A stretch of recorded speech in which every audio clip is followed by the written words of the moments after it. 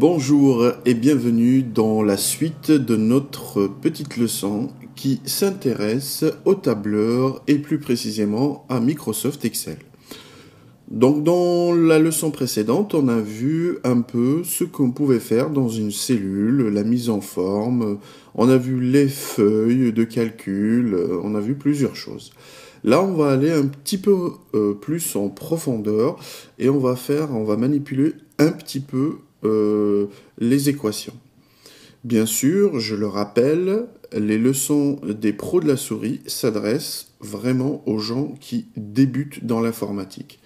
Si vous avez un niveau élevé ou moyen, vous pouvez regarder nos vidéos avec un grand plaisir, mais rappelez-vous toujours, on simplifie au maximum pour que ça soit disponible et à la hauteur de tous les auditeurs.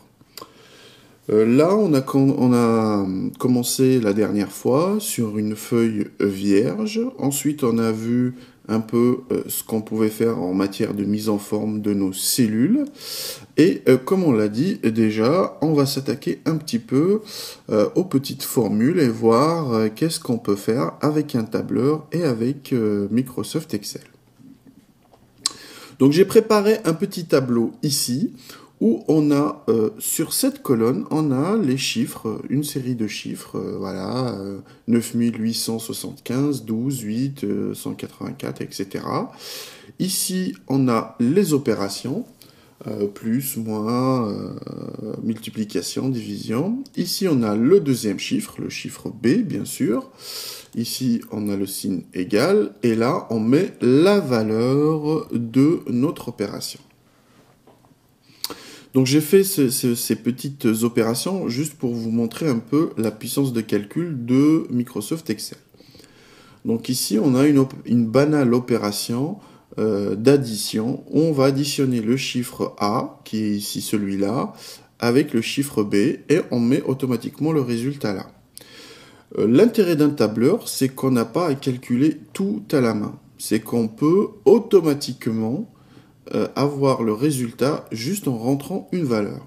Admettons que je modifie ici, je mets un autre chiffre, par exemple, 714, hop, et j'ai qu'à appuyer sur la touche Entrée ou cliquer sur une autre cellule, hop, automatiquement le résultat ici est mis à jour.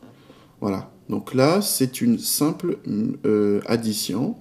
Une soustraction, là on a 12 moins 5 est égal 7, voilà, si je fais par exemple 12 moins 8, hop, j'obtiens 4, comme vous voyez ici à l'écran. Ici c'est une opération de multiplication. Donc ici, on prend cette case-là, on la multiplie par cette case-là, et on obtient un résultat. Admettons, hop, si je fais 10 fois, par exemple, 7, je vais obtenir 70. Voilà, on voit que le résultat se calcule automatiquement. D'accord ? Ici aussi, j'ai mis une division. Donc, voilà, si on peut changer les numéros, si on change, pardon, ces résultats-là, ces cases-là, automatiquement, le résultat va changer, comme on l'a vu tout à l'heure à l'écran. Voilà. On a vu aussi qu'on peut mettre des valeurs avec la virgule, enlever la virgule, rajouter une virgule, etc. Voilà. Donc ça, on l'a vu dans la leçon précédente. Ici en bas, j'ai mis un petit truc un peu plus complexe, mais pas compliqué. C'est une équation, c'est x au carré plus 3x moins 2. Alors si x est égal à 8, eh ben, on obtient le calcul de cette équation-là. On peut changer la valeur de x, par exemple, si x est égal à 9, par exemple, hop, ça nous donnera la valeur de 106. Voilà, donc ça remplace ici x par cette valeur-là. Donc x au carré, ça fait 9 au carré, plus 3 fois 9 moins 2 est égal à 106. Donc vous allez me dire, c'est tout beau, c'est joli, c'est bien, mais comment on est arrivé à ces résultats-là? Donc vous voyez, quand je clique sur chaque cellule ici, je peux voir son contenu. Ça, on l'a dit tout à l'heure dans la vidéo précédente. On a dit que dans la barre des formules au-dessus, on peut voir le contenu de cette cellule. Vous voyez bien que le contenu ici est égal à C3 plus E3, est différent de cette valeur de 10 589, c'est pas la même chose.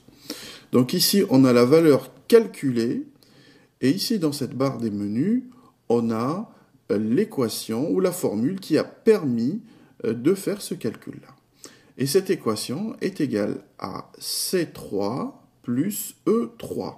C3, c'est la case C3, donc la colonne C, la case 3, c'est cette case-là, plus, j'ai un signe plus ici, c'est pour ça que j'ai mis plus, la case E3, la colonne E et la ligne 3, et j'ai cette case-là. Et vous voyez que, au lieu d'écrire directement la valeur, si je veux la calculer, je n'ai qu'à rentrer les cases avec l'opération souhaitée. Je continue, j'appuie sur Entrée. Hein. Bien sûr, quand vous rentrez ici dans ce champ-là, dans la barre des formules, quand vous cliquez ici, vous voyez que les cadres sont sélectionnés. Donc si vous cliquez en dehors, par exemple, je vais cliquer sur cette case-là, M3 par exemple, juste pour tester, hop, vous allez voir là, hop, qu'on peut par exemple rajouter cette case-là. Regardez, si je clique dessus, ça va rajouter automatiquement. Donc faites attention quand vous manipulez les formules, pensez bien à appuyer sur Entrée pour sortir de la cellule. Donc ici, j'ai la même chose, j'ai fait la même opération, sauf que là c'est une soustraction, la case C5 avec la case E5. La case C5, c'est-à-dire la colonne C, la case 5, celle-ci, moins la case E5. Et j'obtiens, voilà, comme vous voyez ici, ce calcul-là. De la même manière, je l'ai fait ici, et c'est la case C7 multipliée par la case E7. Ici, la même chose, c'est la case C9 divisée par la case E9. Voilà. Et ici, c'est un petit peu plus complexe, mais c'est pas non plus très difficile. Hein. Donc,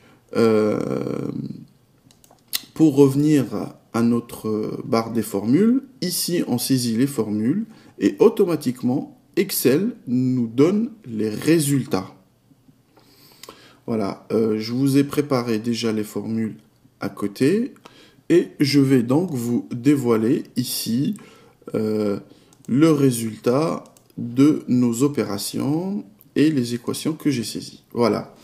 Donc les formules que j'ai saisies, ici vous voyez bien que cette case-là est égale, la valeur ici est égale à C3 plus E3. Toujours, on met est égal pour calculer la valeur. Si je ne mets pas est égal, automatiquement, Excel va croire que c'est des chiffres, c'est du texte, tout simplement. Quand je mets est égal, je me mets en mode formule ou équation et il me calcule une valeur selon ce que je saisis. Là, ici, j'ai saisi que c'était la somme de la case C3 plus E3. On voit bien ici la case C3, E3. Dans la deuxième opération, c'est une soustraction.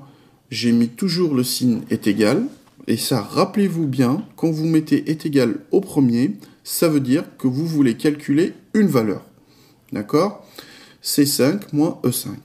Voilà, donc C5 moins E5, etc. Ici, c'est la multiplication. Vous avez bien compris le principe. Il y a les cases qui changent. C'est la case C7 et E7. Voilà, avec le signe multiplication. Et ici, pareil, c'est la même chose. Ici, c'est un peu plus compliqué, enfin. C'est la petite équation. Elle est un petit peu plus compliquée, mais c'est pas très difficile non plus à comprendre. Donc ici, on a mis la valeur de x, hein, c'est 9. Admettons que je change, par exemple, je mets x est égal à 3. Voilà. J'ai automatiquement ma case ici de valeur qui change. Par contre, mon équation, elle est toujours la même. Donc, est égal, comme on l'a expliqué précédemment. J'ai fait deux petits guillemets là pour les parenthèses, entre parenthèses, pour vous montrer la valeur de x au carré. X au carré, x si on désigne x par 3 ou par cette case, c'est la case E11, comme ici. C'est E11 fois E11, c'est au carré. Voilà, c'est le chiffre fois lui-même. Plus, on voit bien le plus ici. J'ai ouvert deux parenthèses aussi pour montrer la deuxième partie de l'équation, c'est-à-dire 3 fois x. Donc 3 fois x qui est représenté par la case E11. Voilà, je ferme la parenthèse. Moins 2. Et on voit bien que si ici la case E11, on met une valeur qui est différente, bien sûr, le calcul sera différent. Mais l'équation, elle est toujours juste. Alors, qu'est-ce qu'il faut retenir? Il faut retenir que selon le mode de saisie dans une cellule, on peut choisir soit d'insérer un chiffre ou du texte ou autre chose, une date par exemple, soit si on met est égal en premier, on demande à Excel de nous faire le calcul de la valeur de ce qu'on va saisir. Voilà. Donc, j'espère que tout le monde a compris le principe. Hein. Donc, ici, on a la première série de chiffres. Ici, on a l'opération. Ici, la deuxième série de chiffres. Ici, on a les valeurs calculées. Et ici, j'ai saisi les équations telles quelles que vous devez les saisir pour avoir ces résultats. Donc, on passe à un autre exercice, voilà, c'est un exercice tout simple, tout con, hein. On est là pour comprendre le principe. Hein. Après, à vous de vous approprier Excel et de faire vos propres tableaux, vos propres calculs. Donc ici, c'est un truc tout simple, c'est la table de multiplication. On a dans cette colonne 1, 2, 3, 4, 9, 1, 2, 3, 4, 5, 6, 7, 8, 9. Ici, la même chose, et on fait la multiplication. Par exemple, 1 fois 1 est égal à 1, 1 fois 2, 2, 4 fois 4, etc. Et ainsi de suite. Et là, on a tout le tableau de multiplication. On va refaire cet exercice tout simple, et vous allez voir que c'est pas très compliqué. Bon, d'abord, on va mettre la série des numéros de 1 à 9. Donc, je vais le faire à côté ici, pour que vous puissiez avoir les deux versions. Et je commence par saisir. Voilà, je mets 1, 2, 3, 4. Vous trouvez que c'est un peu long? On va aller plus vite. Je vais vous montrer un truc pour aller plus vite. Je saisis 1. Je me mets sur la cellule, sur le coin droit en bas, ici. Vous voyez, il y a un petit carré. Je me mets dessus. Et vous voyez que mon curseur a changé de forme. Je clique et j'étale ça sur la longueur. Donc 2, 3, 4, 5, 6, 7, 8, 9. Et je lâche. Vous voyez bien que ça m'a dupliqué ce qu'il y avait dans la première case, c'est-à-dire le chiffre 1 avec sa mise en forme, etc. Mais moi, je ne veux pas. Je ne veux pas écrire 1, 1, 1. Je veux avoir une série. 1, 2, 3, 4, 5, 6, 7, 8, 9, 10, etc. Donc, j'ai qu'à venir ici. Vous voyez bien ce petit menu qui est caché. Voilà. Vous cliquez dessus, sur la petite flèche ici. Et vous pouvez choisir soit de copier les cellules, ce qui est dans notre cas, ou incrémenter une série. Voilà, créer une série. Ou recopier que la mise en forme, ou recopier que les valeurs sans la mise en forme. Moi, je veux créer une série. Donc, je vais incrémenter ma série. Et vous voyez, comme par magie, j'ai 1, 2, 3, 4, 5, 6, 7, 8, 9, etc. etc. Donc, vous voyez, Excel peut nous faciliter beaucoup, beaucoup les choses. On va faire la même chose dans le sens vertical. Je vais écrire 1. Bien sûr, je vais le centrer, etc., etc. Mais si je veux juste reprendre la mise en forme, je clique ici, je viens sur reproduire la mise en forme. et hop, je clique là, et vous voyez automatiquement la forme de cette cellule a été reproduite ici. Bon, je peux mettre 5, 6, ce que je veux. Et là, je veux créer aussi une série et qui continue.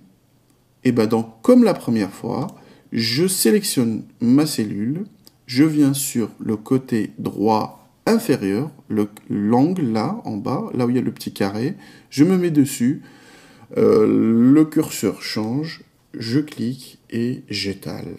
Tac, tac, tac. 1, 2, 3, 4, 5, 6, 7, 8, 9, 10, 11, 12. Je peux aller jusqu'où je veux. Voilà. En premier temps, par défaut, j'ai une copie parfaite. Mais moi, je ne veux pas une simple copie. Je veux, comme tout à l'heure, incrémenter une série.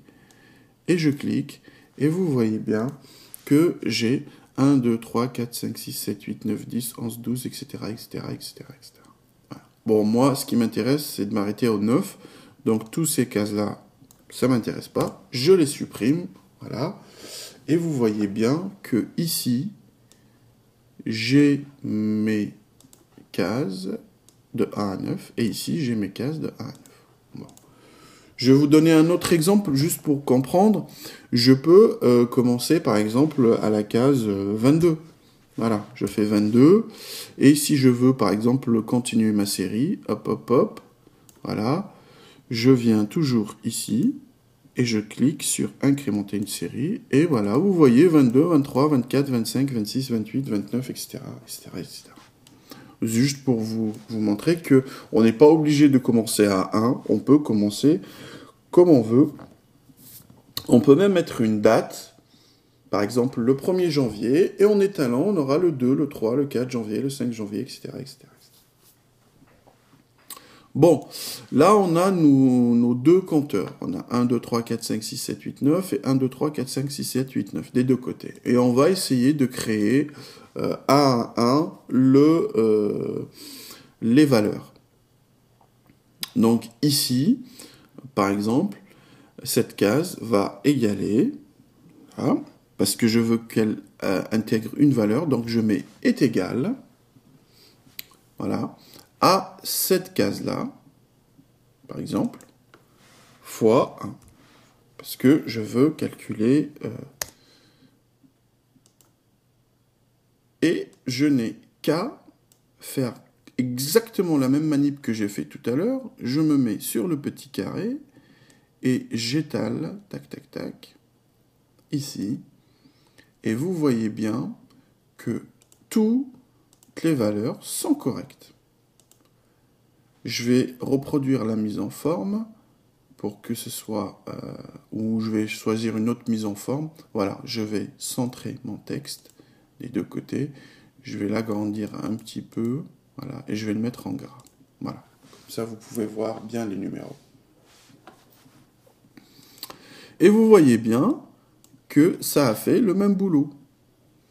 Ici, voilà, je peux, par exemple, choisir, comme ici, regardez, comme on a fait, c'est la même formule, la case C1 fois 2, etc., etc., etc. Là, j'ai fait la case N1 fois 1. Ici, je vais faire la même formule, je vais faire est égal, la case N1 fois 2. Voilà. Et je n'ai qu'à étaler. Tac, tac, tac. Voilà. Etc., etc. Là est égal à cette case-là fois 3. Là est égal à cette case-là fois 4. Là est égal à la case N1 fois 5 est égal à N1 fois 6 est égal à N1.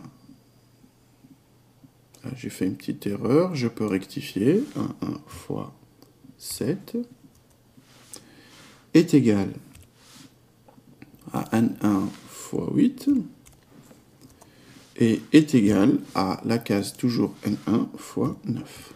Voilà.